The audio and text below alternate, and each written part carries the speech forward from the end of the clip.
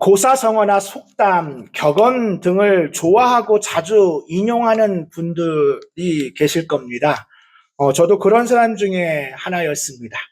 학부 때 전공이 중국 문학인 점도 있었을 것입니다. 사서, 논어, 대학, 맹자, 중용 또는 삼경이라고 하는 시경, 서경, 역경, 사서 삼경을 4년 동안 공부하다 보니까 아무래도 그런 고사성어 또는 속담, 격언 등에 관심을 가지게 되었습니다. 그런데 그때는 내가 다른 사람보다 더 많은 지식을 가지고 있다라는 어쩌면 어떤 교만함이 있었을 수도 있을 겁니다. 그런데 시간이 지나면서 그렇게 배웠던 것이 오히려 제가 더 부족해서 제 삶에 더 적용할 것이 많구나라는 것을 깨닫게 되었습니다. 성경에 보면 많은 속담이 나와 있습니다. 사무엘서에도 보면 속담이 많이 나와 있습니다. 오늘도 그런 속담이 나옵니다. 이스라엘 백성들, 옛 사람들이 늘 하던 말이 있습니다. 바로 아벨에게 가서 물을 것이라. 아벨에게 가서 물을 것이라. 이것은 옛 사람들이 말했다. 즉 옛날부터 예로부터 우리가 늘 하던 말이 아벨에게 가서 물을 것이라 라고 했던 것입니다. 지혜로운 한 여인이 했던 이 말은 어떤 의미이고 이 의미를 통해 저는 오늘 하나님의 은혜를 나누고자 합니다. 먼저 지난주에 이야기를 먼저 하자면 요압이 군대를 이끌고 세바를 쫓아갑니다. 근데 세바가 도망을 가는데 아주 멀리 도망갔습니다.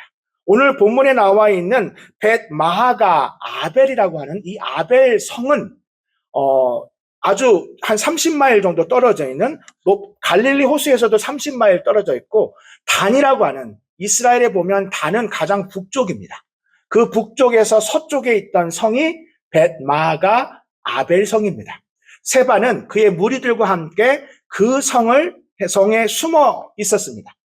세바를 쫓았던 요압은 드디어 세바가 그 아벨 성에 숨어 있다는 것을 알게 되었습니다. 그런데 문제는 생깁니다. 성 안에 꽁꽁 숨어 있던 이 세바를 잡기 위해서는 그 성을 문을 열어줘야 하는데 그 성에서 북쪽에 있는 사람들이 요압의 군대를 보고 문을 쉽게 열어주지 않기 때문에 그래서 요압은 토담을 쌓습니다. 그러니까 성벽과 높은 토담을 쌓아서 그 토담으로 성벽을 무너뜨리고 그 성 안에 있는 세바와 그 주민들을 다 멸절하려고 했습니다. 그럴 때 그 소식을 들은 한 지혜로운 여인이 와서 요압에게 한 말이 바로 아벨에게 가서 물을 것이요 라는 이 속담을 말하게 된 겁니다. 지혜로운 여인은 들을지어다 이렇게 말하면서 아벨에게 옛사람들이 말했던 아벨에게 가서 물을 것이라는 말을 합니다. 이 말은 첫 번째로 하나님의 뜻을 묻기 전에 행동하지 말아야 합니다. 하나님의 뜻을 묻기 전에 행동하지 말아야 합니다. 지혜로운 여인은 이렇게 말합니다. 옛사람들은 항상 무언가를 행동하기 전에 그들은 확실히 아벨에게 가서 먼저 물었을 것이다. 지혜를 먼저 구할 것이다 라고 여인은 말합니다. 당시에 연구하는 학자들에 의하면 아벨이라고 하는 이 벳마가 아벨성 안에는 지혜로운 사람들이 많이 있었다고 합니다. 우리도 보면 미국도 보면 한국도 보면 지혜로운 사람들이 많이 모여있는 마을이 있는 것처럼 이 아벨성 안에는 지혜로운 사람들이 많이 있었습니다. 그래서 어떤 무언가를 행동하기 전에 그 성에 가서 아벨에게 가서 지혜를 먼저 듣고 난 후에 뜻을 구하는 일이 이스라엘 백성들 사이에 있었던 것입니다. 그런데 요압은 그렇게 하지 않았습니다. 지금 요압에게는 자신이 무너뜨리려고 하는 이 성이 아벨 성이고 그리고 지혜로운 사람들이 모여있는 성이고 어머니의 성과 같은 성이라는 건 중요하지 않습니다. 자신의 목적, 빨리 세바를 잡으려는 그 목적 하나밖에 없습니다. 사랑하는 성도 여러분, 우리는 하나님의 뜻을 묻기 전에 행동하지 말아야 합니다. 사무엘서를 보면 다윗과 사울 왕을 제가 비교하면서 늘 했던 말이 하나 있습니다. 어찌 보면 사울 왕이 뭘 그리 잘못했나라고 생각할 수 있지만 사울 왕과 다윗 왕의 차이점은 사울은 항상 자신이 원하는 하나님의 뜻을 묻기 전에 자신이 원하는 것을 먼저 했습니다. 그러나 다윗은 항상 여호와께 묻자와 하나님 내가 쫓아가리이까 하나님 내가 가리이까 여호와께 묻자와 하고 다윗은 늘 하나님의 뜻을 물었습니다. 사랑하는 성도 여러분, 하나님의 뜻을 묻기 전에 우리는 행동하지 말아야 합니다. 조이스 마이어는 이렇게 말한 적이 있습니다. 제가 자막을 보면서 함께 제가 읽어드리겠습니다. 지혜는 적절한 때를 기다려 움직이도록 하는 반면 감정은 지금 당장 행동하도록 부추깁니다. 지혜는 적절한 때, 하나님의 때를 기다려 움직이도록 하는 반면 감정은 지금 당장, 요압이 그렇습니다.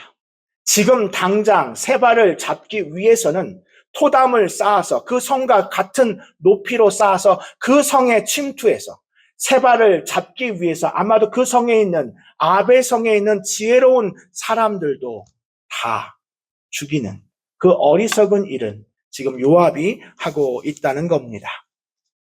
하나님의 뜻을 묻고 때로는 그것이 시간이 걸리더라도 그 시간 가운데 우리는 기다릴 줄 알아야 합니다. 바로 그것이 지혜입니다. 메모리얼 데이 5월의 마지막 우리 월요일 메모리얼 데이 아마 다 좋아하시고 기다릴 겁니다. 이 메모리얼 데이는 사실은 기억하다 하는 현충일이라 한국어로 치면 현충일 정도 또는 장병의 추모일 이렇게 아마 번역할 수 있을 겁니다. 1971년부터 매월 5월 마지막 월요일부터 그날을 기념해 왔습니다. 그 전에는 그날이 아니었습니다. 그날은 사실 또 데코레이션 데이라고도 합니다. 원래 메모리얼 데이라고 하기 전에 데코레이션 데이라고 해서 꽃과 성조기를 군인의 무덤 앞에 그 무덤을 장식한다라고 해서 데코레이션 데이라고도 합니다. 데코레이션, 메모리얼 데이. 그런데 어쩌면 우리는 이 메모리얼 데이에 우리가 기억해야 할 것을 기억하지 못할지도 모릅니다. 원래 이 날은 뉴욕주에 있는 워털루라고 하는 지역에서 이 지역에 메모리얼 데이의 발상지가 되었는데 이 날은 처음에는 원래 남북전쟁에서 사망한 북부 군인들의 무덤에 꽃을 놓는 것부터 시작해서 그 뒤에는 이제 그뿐만 아니라 1차 세계대전, 2차 세계대전, 한국전쟁, 그리고 베트남 전쟁 등 전쟁에서 전사한 사람들을 위해 그것을 이렇게 무덤에 장식하는 이 데코레이션 데이, 메모리얼 데이. 그런데 우리는 그 날을 기념하며 먼저 기억해야 합니다. 왜 많은 사람들이 이곳에 묻게 되었는지, 그리고 우리는 그것을 통해 무엇을 깨달을 수 있는지. 메모리얼 데이는 단순한 할러데이, 공휴일이 아니라 우리로 하여금 전쟁이 얼마나 비극적인 것인지, 이 전쟁을 막기 위해 우리는 무엇을 해야 하는지. 잠언 3장 5절에서 6절 말씀 우리 함께 자막을 보면서 같이 읽겠습니다. 너는 마음을 다하여 여호와를 신뢰하고 내 명철을 의지하지 말라. 너는 범사에 그를 인정하라. 그리하면 내 길을 지도하시리라. 우리는 마음을 다하여 여호와 하나님을 인정해야 합니다. 그런데 우리는 어쩌면 내 명철, 우리의 마음, 우리의 감정대로 행동할 때가 있습니다. 범사에 하나님을 인정할 때 우리 교회가 이 땅이 하나님께서 그 길을 지도하여 주실 줄 믿습니다. 두 번째로 아벨에게 가서 묻는 것은 지혜로운 자에게 조언을 듣는 것입니다. 지혜로운 자에게 조언을 듣는 겁니다. 남성분들이 조금 언짢게 들을 수도 있지만 오늘 본문에 등장하는 지혜로운 사람은 바로 여인입니다. 그런데 사무엘서에는 보면 남성의 지혜보다는 여성의 지혜자들이 더 많이 나옵니다. 늘 하나님의 뜻을 물었던 다윗, 어떤 순간에도 골리앗이 자기를 쫓아와도, 골리앗이 자기를 죽이려 하는 이스라엘을 위협하는 그 순간에도 다윗은 하나님의 뜻을 묻습니다. 여호와, 만군의 여호와의 이름을 의지합니다. 사울에게 쫓기는 그 신세에도 그는 하나님의 뜻을 묻습니다. 그런데 다윗이 실수할 때가 있었습니다. 너무나 화가 나서, 너무 분노해서 나발의 모든 가정을 다 진멸하기 위해 군사를 동원해서 감히 우리가 양털 깎는 그 양을 보호했는데 양털 깎는 축제에 음식을 조금 달라고 했더니 다윗이 누구냐? 쫓기는 도망자 주제. 내가 왜 그 사람한테 음식을 가져다 줘야 하냐? 이 한마디에 다윗은 무너졌습니다. 그래서 그 군사를 이끌고 쫓아가는 그 순간에 아비가일이 그 앞을 막습니다. 아비가일은 여종의 말을 좀 들어보십시오라고 말하며 다윗의 감정을 누그러뜨립니다. 사무엘서에 등장하는 여인은 아비가일, 그리고 드고아의 여인, 우리 사무엘하 14장에, 그리고 오늘 아벨성의 이 지혜로운 여인들로 인하여 그 성과 그리고 백성들과 가족들이 어려움에 처한 그 순간을, 위기를 모면한 바로 지혜로운 여인들이 있었다는 겁니다. 그들은 평범한 지각을 초월한 사람들이었습니다.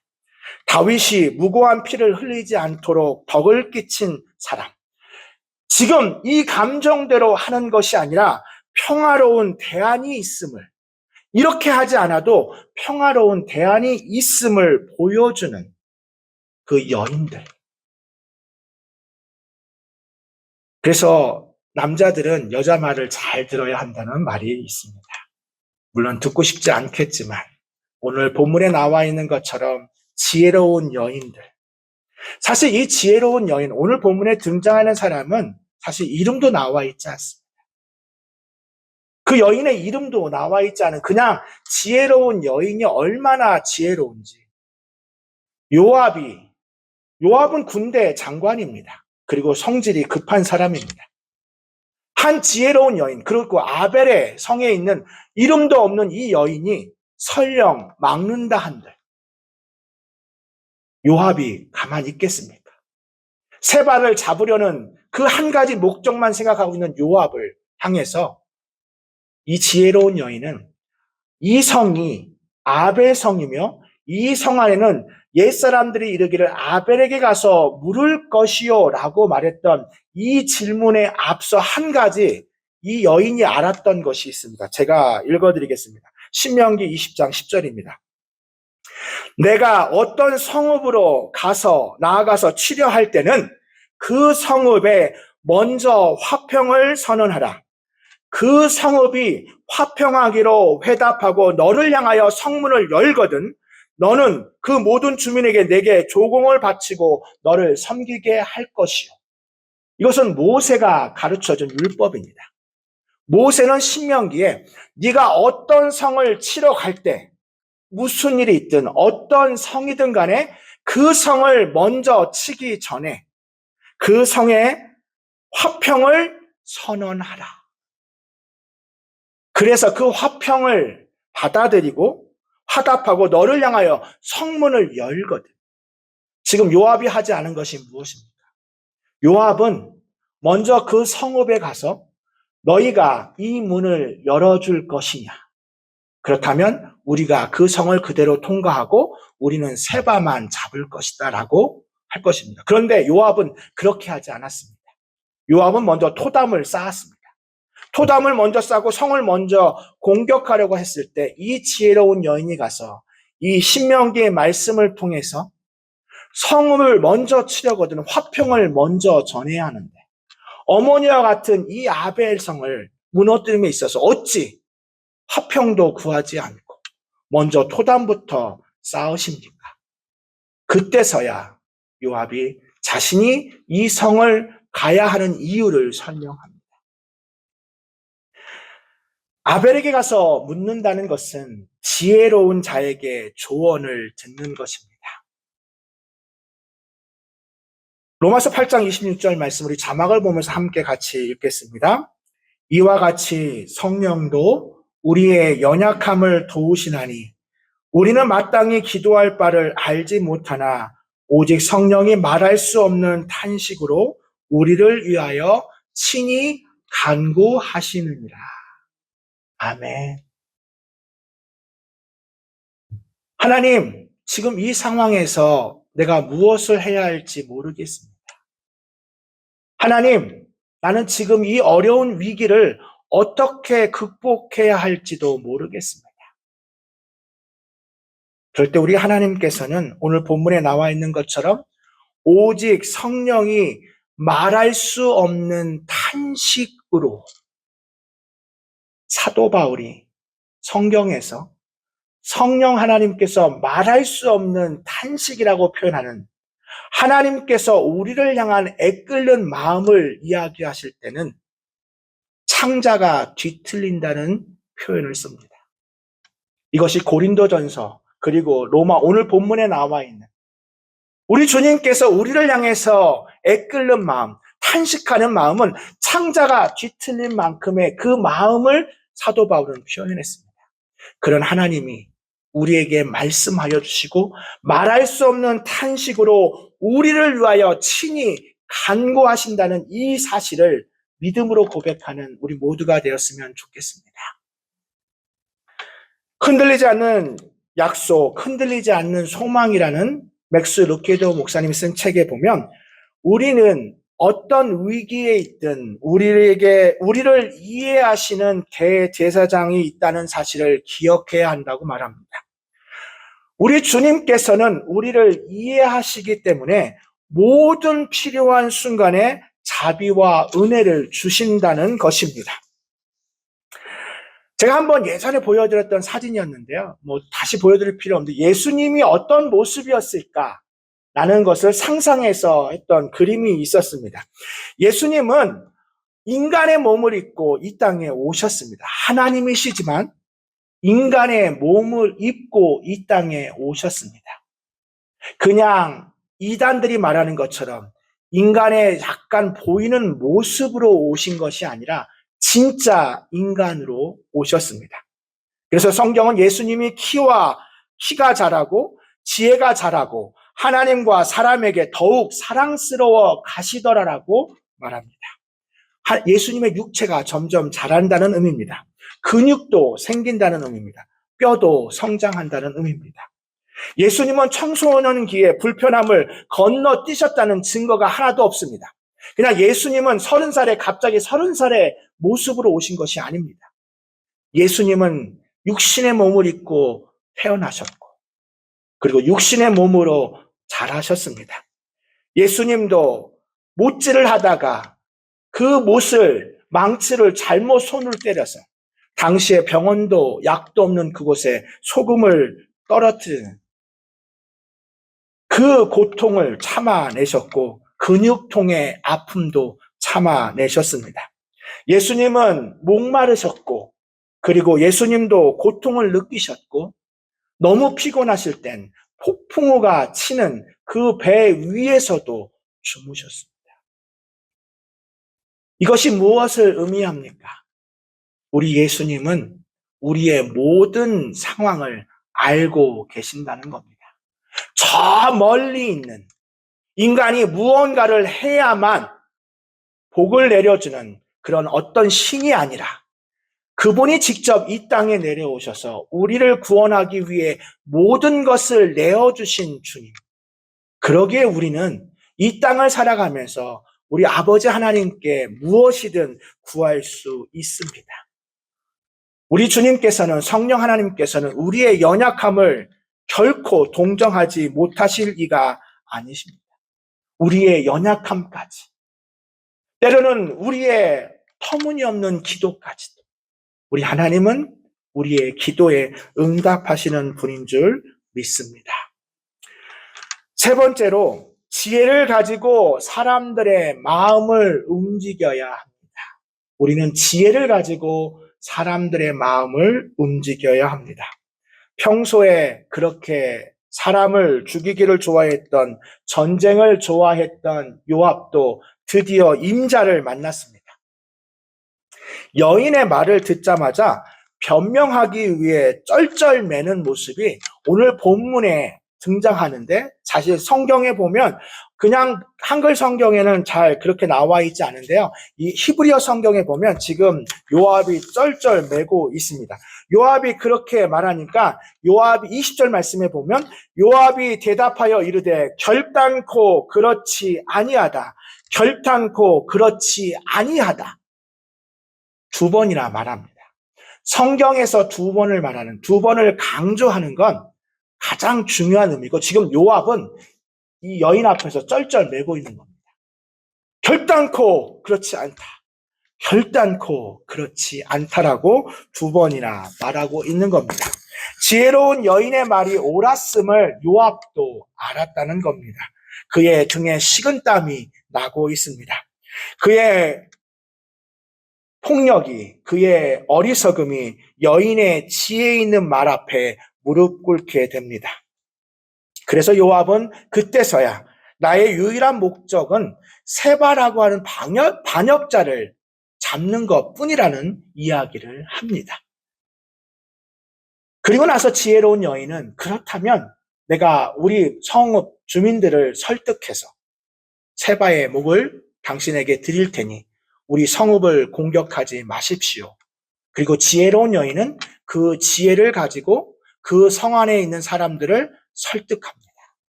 이 지혜로운 여인이 얼마나 그동안 지혜롭게 했는지.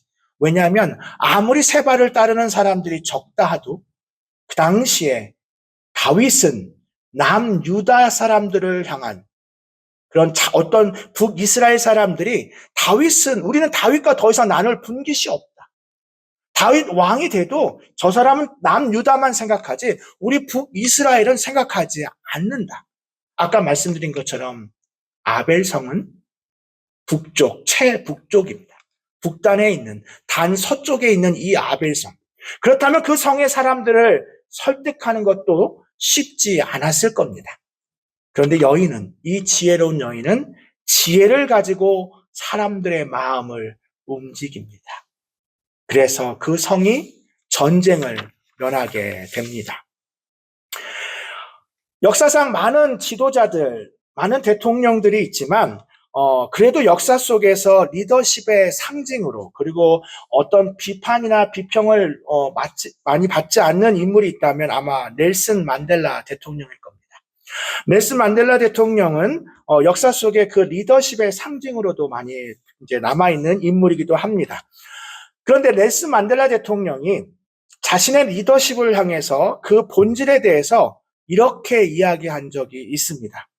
왜 많은 지도자들이 엇갈린 평가 속에 남아있는 것과 달리 만델라는 거의 많은 사람들이 위대한 리더로 존경하고 있습니다. 무엇이 그를 특별하게 했는지에 대해서 그는 이렇게 말합니다. 그는 자신의 아버지에게서 그것을 배웠다고 말합니다. 자신의 아버지는 그 부족의 사회에서 부족장이었습니다. 만델라가 있을 때는 아직 그 부족이 있던 시대였습니다. 그래서 그 어린 시절에 아버지가 그 부족장으로서 그 부족을 어떻게 이끄는지를 보며 그는 그의 리더십을 배우게 되었습니다. 그래서 만델라 대통령은 아버지와 함께 참석했던 그 부족 회의에 자신이 봤던 그 한 가지 그 사실 때문에 그의 리더십의 중요한 기초가 되었다고 합니다. 그가 발견한 원칙은 두 가지입니다. 그는 아버지를 통해 리더로서 갖추어야 할 덕목 가운데 두 가지를 배웠는데, 첫 번째는 아버지는 어떤 회의를 해도 항상 원형으로 회의를 했다고 합니다.